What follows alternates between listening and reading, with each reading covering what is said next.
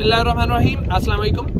लहसुन वो फसल है जिसके बारे में आप बड़े आराम से ये बात कह सकते हैं कि ये पाकिस्तान के 70% रकबे के ऊपर काश्त किया जा सकता है। ये एरियाज इसकी काश्त के लिए ना सिर्फ मौजू हैं बल्कि अच्छी पैदावार भी दे सकते हैं। उसके बावजूद हम आज तक अपनी ज़रूरियात के लिए जितना लहसुन हमें दरकार है उगा नहीं पाए हैं। इसकी सबसे बड़ी मिसाल 2023 है कि डॉलर क्योंकि हमारा ऊपर चला गया और पाकिस्तान चाइना से लहसुन को टाइम पे इंपोर्ट नहीं कर सका एलसीज बंद होने की वजह से, तो 2023 के अंदर लहसुन की कीमत पाकिस्तान की तारीख की बुलंद तरीन सतह के ऊपर पहुंच चुकी थी। दूसरा प्लस पॉइंट जो लहसुन का है वो ये कि ये क्योंकि सर्दियों की फसल है इसलिए इसके ऊपर बीमारियों के अटैक बहुत ज़्यादा नहीं आते। स्टार्टिंग के अंदर तो बहुत फ्रेश क्रॉप होती है आपकी फरवरी तक।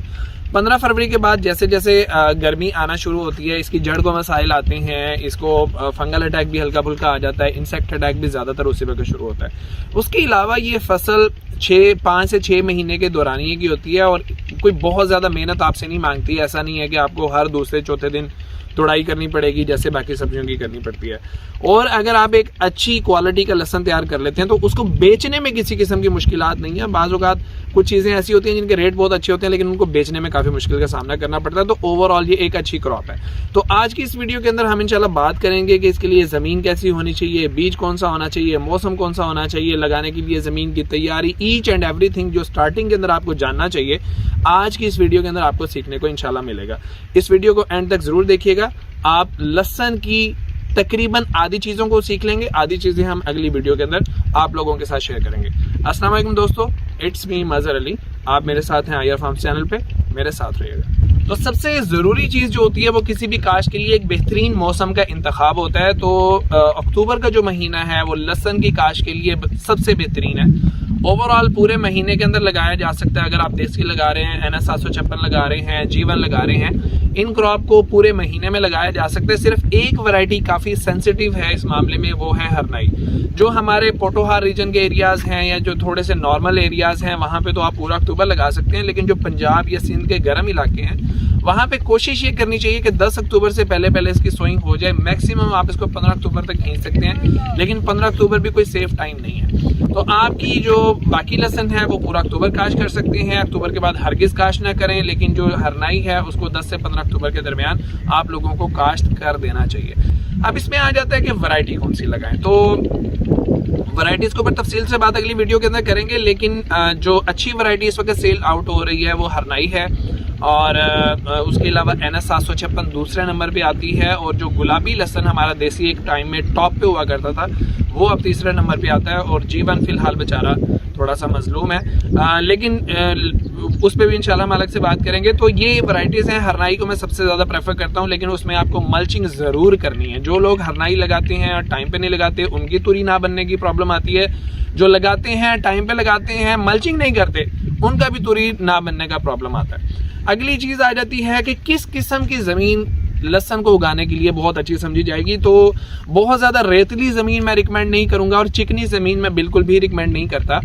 हल्की मैरा ज़मीन जो सी है वो लहसुन के लिए इंतहाई कारआमद है, जिसके अंदर थोड़ी सी रेत, थोड़ी सी मिट्टी, नरम पानी अच्छे से जज़ब करने की सलाहियत रखती हो। बारिश हुई, पानी का पता नहीं 2 घंटे के अंदर गायब हो जाता है। ऐसी ज़मीन जो सी है वो बेहतरीन होती है लहसुन की काश्त के लिए। लेकिन अब ऐसा नहीं है कि जिन लोगों की ज़मीनें इस किस्म की नहीं है वो लहसुन काश्त ना करें। एहतियात इसमें से ये करनी है कि जिन लोगों की थोड़ी सी भारी मैरा या चिकनी ज़मीनें हैं वो इसको बेड के ऊपर काश्त करें। बेड आप 18 इंच से लेकर 24 इंच तक बना सकते हैं। अब मेरे ख्याल में लाइन टू लाइन डिस्टेंस हरनाई के अंदर 5/4 इंच का होना चाहिए, NS 756 के अंदर 4/4 इंच का होना चाहिए। अच्छा, लेकिन जिन लोगों की ज़मीनें रेतली हैं वो बेड पे हरगिज़ ना लगाएं, उनको बेड पे लगाने में नुकसान होगा। उनको ज़मीन पे लगाना चाहिए फ्लैट। एक कनाल के आप टुकड़े बना लें और उसके बाद एक कनाल की बजाई जो सी है वो आप करते चले जाएं। तो चिकनी ज़मीन वाले बेड के ऊपर लगाएं। जो रेतली हल्की मैरा या नॉर्मल ज़मीनें हैं वो ज़मीन के ऊपर लगाएंगे तो उनको अच्छा प्रोडक्शन देखने को मिलेगी।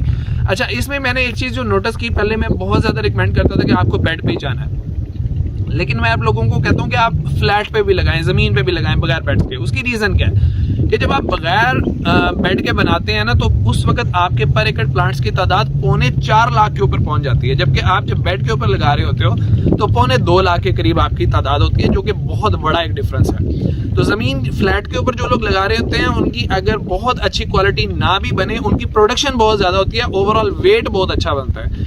मरे से मरा जिम्मेदार भी जो सा वो सोमन आराम से ले जाता है। बेड्स के ऊपर अगर आपकी सूरत थोड़ी सी भी खराब हो गई, बीमारी आ गई, कुछ भी आ गया, तो आपकी प्रोडक्शन बहुत बुरे तरीके से मुतासिर होती है। तो मैं कहता हूं कि अगर आपकी चिकनी हो या भारी मैरा जमीन नहीं है, तो आपको फ्लैट के ऊपर लगाना जरूर चाहिए। जमीन की तैयारी में बस आपने ये एहतियात करनी है कि आपकी जमीन के अंदर मोटे कोई मिट्टी के ढेले ना हो, जमीन अच्छे तरीके से नरम हुई हुई हो। जो हल्की मैरा जमीनें होती हैं, उनको अगर आप 2 से 3 दफा हल चलाएं और उसके बाद एक दफा सुहागा मार दें, तो वो जमीन तैयार हो जाती है। मसला आता है चिकनी जमीनों के अंदर। हम लोग क्या करते हैं कि अगर हमने जमीन तैयार करनी है तो 10 दिन पहले उस जमीन को पानी लगा देते हैं, खुश्क होने का इंतजार करते हैं, वत्तर के अंदर 2 दफा हल चला के ऊपर सुहागा हलों के नीचे दे के मार देते हैं, उसके बाद फिर 2 दफा हल चलाते हैं और 1 दफा सुहागा देते हैं, तो जमीन बड़ी अच्छी और बेहतरीन तैयार हो जाती है। इस वक्त हमारी तकरीबन सारी की सारी जमीनें ऐसे तैयार की गई हैं। जिन जमीनों के अंदर ढेला खत्म नहीं हो रहा सुहागा देने से भी, वहां पे फिर आप 2 दफा हल चलाने के बाद 1 दफा सुहागा मारें, फिर 2 दफा हल चलाएं और उसके बाद 1 रूटावेटर अगर आप मारेंगे तो आपकी जमीन बड़े अच्छे तरीके से तैयार हो जाएगी। उसके बाद जो आपकी प्लानिंग है, आपने बेड के ऊपर लगाना है, तो बेड शेपर से बेड्स बना के उसके ऊपर निशान लगाएं। निशान लगाने को मैं बहुत ज़्यादा इस पर फोकस करता हूँ। इसकी रीज़न ये है कि अगर आप निशान नहीं लगाते, अंदाजे से लहसन लगा रहे हैं, तो कहीं 5 इंच पे लगेगा, कहीं 6 इंच पे लगेगा, कहीं 3 इंच पे लगेगा, तो ओवरऑल जैसे मैंने आपको कैलकुलेशन करके बता दिया कि बेड के ऊपर इतने लाख प्लांट लग रहा है, फ्लैट पे इतने लाख प्लांट लग रहा है, तो वो चीज़ पूरी नहीं होती है। आपने निशान लगाए तो लेबर को पता है कि निशान कहाँ है, मुझे तुरी कहाँ पे रखनी है, वो बड़े आराम से वहाँ पे लगा लेंगे। आपकी पर एकड़ प्लांट की तादाद आप उंगलियों पे गिन के बता सकते हैं, उसमें किसी भी किस्म की गलती नहीं होगी। तो निशान ज़रूर लगाएं। उसमें लोगों के अपने अपने तरीके हैं। मैंने एक ड्रम बनाया हुआ है जिसके ऊपर वो लोहे के सरिये वेल्ड करवाए हुए हैं 4-4 इंच के ऊपर, तो वो जब हम ज़मीन के ऊपर उसको रोल करते हैं तो ऑटोमेटिकली 4 इंच पे निशान लग जाते हैं। कुछ लोगों ने वो पंजी बनाई हुई होती है, उसको वो खींचते हैं तो 4-4 इंच के ऊपर निशान लग जाते हैं, और जो प्लांट टू प्लांट डिस्टेंस होता है उसको वो अंदाजे से मैच कर लेते हैं। तो यहाँ हमारा बीज का इंतखाब भी हो गया, टाइम भी मैंने बता दिया, बेड पे लगाना चाहिए, फ्लैट पे लगाना चाहिए, दोनों में क्या फ़र्क होगा ये भी आप लोगों को समझ आ गया होगा। ज़मीन की तैयारी पे भी बात यहाँ पे आगे कंप्लीट हो जाती है। अब लगाने का तरीका क्या होता है कि लहसन का जो सा जड़ वाला हिस्सा है वो ज़मीन के अंदर होना चाहिए। हाँ, ये अगर 2 हिस्से ज़मीन के अंदर और थोड़ी सी चोंच इसकी बाहर है तो ये एक बहुत अच्छा तरीका है। ओवरऑल अगर पूरा भी अंदर चला जाए तो फिर भी मसला नहीं आता, लेकिन मैं कहता हूँ कि थोड़ी सी चोंच इसकी बाहर नज़र आनी चाहिए। अब जब आपका लहसन लग गया तो आपको ये बात समझनी है कि हमें एक प्री एमरजेंस स्प्रे जो सा उसको करना होता है। प्री एमरजेंस स्प्रे वो होता है कि जो शुरुआत के अंदर उगने वाली जड़ी बूटियों को 40 दिन तक उगने से रोकता है। प्री एमरजेंस स्प्रे के अंदर बहुत सारे लोग गलतियां करते हैं कि प्री एमरजेंस स्प्रे हमेशा खेले निकलने के 24 घंटे के अंदर अंदर मारना होता है, बीज लगने के 24 घंटे के अंदर नहीं मारना होता। तो इसलिए आप बेड्स उतने बनाएं, खेलें उतनी बनाएं जितनी आप एक दिन के अंदर बीज लगा सकते हैं। अब आप 2 कनाल लगा सकते हैं तो 2 कनाल के बेड्स बनाएं, उसके ऊपर बीज लगवाएं, स्प्रे करें प्री एमरजेंस, जिसमें सिजेंटा का डुआल गोल्ड बहुत मशहूर है। अगर सिजेंटा की कहीं पे दुकान नहीं है तो फिर मैं आपको केमिकल बता देता हूँ, पेंडी मेथलीन और एस मटोला क्लोर, इन दोनों का मिक्सचर 1-1 लीटर फी एकड़ के हिसाब से अगर आप स्प्रे कर देते हैं तो 40 दिन तक आपकी जो क्रॉप है वो हर किस्म की जड़ी बूटियों से महफूज रहेगी। बीज लगाने के बाद जो लोग फ्लैट के ऊपर लगाए हैं उनके पानी के अंदर किसी किस्म की कोई एहतियात नहीं होती, लेकिन जिन लोगों ने बेड के ऊपर लगाया उनको इस चीज़ का ध्यान रखना होता है कि पानी बेड के ऊपर ना चढ़े। अगर पानी बेड के ऊपर आ जाता है तो ऐसी सूरत के अंदर बेड का और ज़मीन का फ़र्क बिल्कुल ख़त्म हो जाता है। आपको बेड का किसी किस्म का फ़ायदा हासिल नहीं होगा कि पानी ऊपर चढ़ने की वजह से बेड भी सख्त हो गया। तो इसलिए पानी को बेड की सतह से 3 इंच नीचे रख के आपने बंद कर देना है। पानी ऊपर चढ़ना शुरू होगा, उसका वत्तर ऊपर चढ़ना शुरू होगा, सेंटर में तकरीबन 3 से 4 इंच जगह खाली रह जाएगी। आपने उससे घबराना नहीं है, पानी को जज़ब होने देना। जब पानी जज़ब हो गया, 4 घंटों में जज़ब हुआ, 5 घंटों में जज़ब हुआ, उसके बाद दोबारा फिर उस खेत के अंदर आपने पानी लगाना है और उसी लेवल पे ला के बंद कर देना है जिस लेवल पे आपने पहला पानी लगाया था। तो वो वत्तर इंशाल्लाह पूरे बेड को अच्छे तरीके से कवर कर लेगा। और ऐसा आपको एक ही बार करना पड़ता है। जब जर्मिनेशन हो जाती है तो जड़ें ऑटोमेटिकली वाटर चैनल की तरफ चली जाती हैं और आपको पानी दोबारा ऊपर चढ़ा के लगाना नहीं पड़ता। उसके बाद आपने क्योंकि प्री इमर्जेंस स्प्रे कर दिया, पानी के साथ केमिकल रिएक्शन होगा, ऊपर एक लेयर बन जाएगी जिसकी वजह से जड़ी बूटियां नहीं उगेंगी। तो ऐसी सूरत में खेत के अंदर बिला वजह दाखिल होने की ज़रूरत नहीं है, वरना उसकी वजह से वो लेयर टूटेगी और जड़ी बूटियां उगना शुरू हो जाएंगी। अब अगला मरहला आ जाता है मल्चिंग का। मल्चिंग किस टाइम करनी चाहिए? मेरे ख्याल में लोग इससे इख्तलाफ भी कर सकते हैं। आपको मल्चिंग करनी चाहिए जब आपका सीड स्प्राउट कर चुका हो, वो फूट चुका हो, उसमें से कोई 1 इंच का वो जो शाख है वो बाहर निकल आई हो। क्योंकि अगर आप उससे पहले मल्चिंग करते हैं तो उसकी वजह से फंगस का अटैक बहुत ज़्यादा आ सकता है। अच्छा, इसमें अगर आप बेहतर करना चाहते हैं तो सीड ट्रीटमेंट करके बीज को लगाएं।